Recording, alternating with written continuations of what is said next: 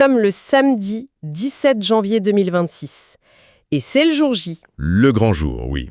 La finale de la Coupe d'Afrique des Nations. Exactement. Ce soir, le Sénégal, qui est champion en titre, affronte le Maroc, le pays hôte, à Rabat. L'ambiance, on l'imagine à peine, électrique, c'est un mot faible. Complètement. Et pour essayer de comprendre ce qui se passe dans la tête des joueurs sénégalais à quelques heures de ce match, on a une source exceptionnelle. Ah oui, une source en or.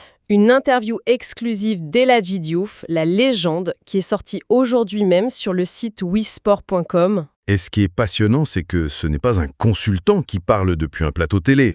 Non, pas du tout. Il le dit lui-même, il est dans la tanière avec les joueurs. Il est au cœur du réacteur. C'est une perspective rarissime sur la psychologie d'un groupe juste avant un tel événement. C'est ça. On va donc essayer de s'immerger dans cette tanière et de décrypter leur état d'esprit, comment ils gèrent cette pression folle et surtout, d'où vient cette confiance qu'on sent poindre dans ces mots. Allez, c'est parti. Alors commençons par le plus visible, l'environnement extérieur. Diouf aborde directement les points de tension. Oui, il ne les évite pas. Il y a eu apparemment un accueil un peu compliqué pour l'équipe à Rabat et surtout cette grosse galère des supporters sénégalais pour avoir des billets. Le sujet sensible par excellence. Et sa première réaction est assez intéressante. Il reconnaît qu'une finale a des ingrédients positifs et négatifs, mais tout de suite, il enchaîne en disant qu'il faut faire abstraction de tout ça. On voit tout de suite le communicant d'expérience là. Il ne fait pas l'autruche, il ne nie pas les problèmes. Ça, c'est la première étape pour être crédible. D'accord. Mais juste après, il change complètement de focale. Il replace ces incidents dans un cadre beaucoup plus large, pour les rendre presque anecdotiques. Et ce cadre plus large, c'est un message presque diplomatique, non? Il répète plusieurs fois qu'il ne faut pas gâcher la relation entre le Maroc et le Sénégal. Exactement. Il dit même, et c'est très fort, c'est un seul jour. Après, la vie continue. C'est une tentative très claire de désamorcer, de faire redescendre la pression. Il veut éteindre l'incendie. Je dirais même plus, il redirige la pression. En fait, il parle à deux publics. Aux joueurs, il leur dit, en substance, concentrez-vous sur le terrain, le reste c'est du bruit. Et aux supporters? Là, c'est très direct. Il leur demande de rester calme et de ne pas répondre à la provocation. Il transforme un enjeu sportif en une question de comportement, de responsabilité. Ne tombez pas dans le panneau, en gros. C'est le grand frère qui parle. D'accord, je vois. Mais sur la question très concrète des billets, j'ai trouvé sa réponse un peu évasive. Il dit qu'il n'a pas toutes les infos, qu'il est dans la tanière avec les joueurs, dans notre bulle. La bulle, ce mot est absolument central dans toute son interview. Ah oui. Tout son discours vise à construire et à renforcer les parois de cette bulle. Sa réponse, qui peut sembler fuyante, est en fait une parfaite illustration de ça. Le fond du problème des billets, c'est l'extérieur. Et l'extérieur ne doit pas percer la bulle. Donc il protège le groupe. Voilà. Et la solution qu'il propose aux supporters sans billets est à la fois dure et très maligne. Il leur dit « Restez chez vous et attendez le sacre du Sénégal ». Peut-être que c'est ça la solution. C'est dur, oui. C'est dur, mais il transforme leur frustration. Il leur donne un nouveau rôle. Vous n'êtes pas au stade, mais vous êtes les gardiens de la future fête. C'est très habile. Il transforme une énergie négative en attente positive. Vu comme ça, c'est vrai. C'est une façon de reprendre le contrôle. Mais pour que cette bulle soit solide, il faut plus que des mots. Et c'est là qui sort l'argument le plus puissant, je trouve. Ah, je pense savoir de quoi vous parlez. Il ancre la résistance de l'équipe dans une expérience passée. La mémoire collective, l'outil psychologique le plus efficace. Il ne dit pas juste « on est fort », il le prouve. Exactement. Il lâche cette phrase « on ne peut pas vivre plus que ce qu'on a vécu à Kinshasa ». Il fait référence à ce match hyper tendu contre la RD Congo. Le match perdu 3-2 dans une ambiance absolument infernale. Et là, psychologiquement, c'est une arme. Vraiment. Pourquoi ? Parce qu'en évoquant Kinshasa, il crée une sorte d'échelle de la souffrance. C'est l'étalon or de la pression. C'est comme s'il disait « Vous trouvez que Rabat, c'est hostile ? Laissez-moi rire, c'est rien à côté de ce qu'on a déjà traversé. » C'est qu'un vaccin, en fait. C'est exactement ça. Il utilise une épreuve passée comme un vaccin.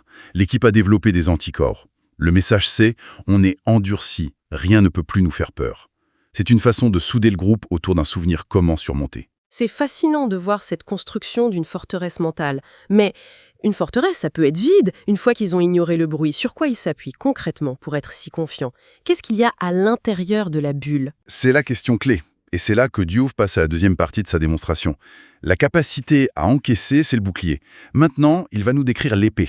L'épée? la source de leur confiance, leur force de frappe mentale. Et le contraste est saisissant. Autant il prône le calme face à l'extérieur, autant il décrit une force intérieure qui est presque agressive dans sa certitude. Oui, le registre change complètement. Il utilise des mots comme talentueux, déterminé. Intérieure qui est presque agressive dans sa certitude. Oui, le registre change complètement. Il utilise des mots comme talentueux, déterminé et audacieux pour décrire les joueurs. Voilà. Et surtout, il y a cette phrase « Le Sénégal aime ce genre de match ». Il prend ce que tout le monde voit comme un handicap, jouer une finale à l'extérieur, et il en fait un moteur. C'est un renversement psychologique total. Mais ce qui rend son discours crédible, c'est qu'il ne se contente pas de l'affirmer. Il l'ancre dans l'histoire, il donne des preuves. Il cite des exemples précis. Oui. Il dit « Je pense que vous vous rappelez de notre match contre le Brésil au Portugal ou de celui contre l'Angleterre. » Il parle de victoires concrètes, 4-2 et 3-1. Des matchs amicaux, certes, mais dans des contextes où ils n'étaient pas favoris, loin de leur base. Précisément, il prouve par A plus B que ce n'est pas une posture, c'est un trait de caractère de cette équipe. Ils se nourrissent de l'adversité. Et c'est pour ça qu'il peut se permettre ensuite de qualifier la pression du public marocain de simple. Détail. Ce mot est fou. C'est d'un culot monstre, mais ça devient crédible après sa démonstration. Il envoie un message double. C'est-à-dire, Aux Marocains, il dit « Votre plus grand atout, le 12e homme, ne pèse rien face à nous ». Et à ses joueurs, il dit « Ne vous laissez pas impressionner par le décor. La seule chose qui compte, c'est le jeu. il redéfinit le champ de bataille. » Exactement. Et puis, il va encore plus loin. Il y a une phrase, on sent qu'on passe à un autre cap. Il dit « Aujourd'hui, ce qu'il faut retenir, c'est qu'on a une équipe avec une sérénité et un talent exceptionnels qui font peur. Qui font peur. Ces 3 mots sont le cœur de son message. » Pourquoi ? Ça change tout. Jusqu'ici, il parlait de calme, de confiance, des notions tournées vers son propre camp. Là, il projette cette force vers l'extérieur. Ce n'est plus « nous sommes forts », c'est notre force doit inspirer la crainte chez l'adversaire. C'est de l'intimidation. De l'intimidation pure, mais formulée avec une élégance redoutable. Il ne dit pas « on va vous battre ». Il dit « notre état d'esprit est tel que vous devriez déjà avoir peur ». C'est le sommet de la guerre psychologique. Mais alors, d'où vient cette certitude absolue ? Ça ne peut pas reposer que sur 11 joueurs. Et c'est là qu'il dévoile sa carte maîtresse, je trouve. Oui, la clé de voûte de tout l'édifice. Il pose une simple question. Regardez notre banc. C'est une autre équipe nationale. Ce point est fondamental. C'est tout sauf une formule. En disant ça, il explique que l'équipe est à l'abri des aléas. Une blessure, Un carton rouge, un coup de fatigue. pas de problème, le niveau ne baissera pas. La sérénité ne repose pas sur 11 hommes, mais sur 23. Voilà. C'est une assurance tout risque. Pour un coach, savoir qu'on peut changer des joueurs sans que le système s'effondre, c'est la définition même de la sérénité. C'est la source matérielle de la confiance. La confiance ne vient pas de nulle part. Elle vient de cette certitude d'être paré à toute éventualité. C'est pour ça qu'il peut être aussi affirmatif. L'équipe est complète. Et il termine en refermant la porte qu'il avait un peu ouverte. Ces derniers mots bouclent la boucle. On est tranquille, confiant, serein. Inch'Allah, on ne parlera que du football. C'est le résumé parfait. Il referme la porte de la tanière avec cette phrase. C'est exactement ça. Après nous avoir montré les fondations de leur force, il dit poliment « Bon, maintenant, l'interview est finie, laissez-nous tranquilles. Tout le bruit extérieur est définitivement évacué. » Donc, si on résume, on a une stratégie sur 2 fronts, parfaitement maîtrisée, D'un côté, neutraliser toutes les menaces extérieures. Les polémiques, la pression, tout ça. On appelle au calme, à la fraternité.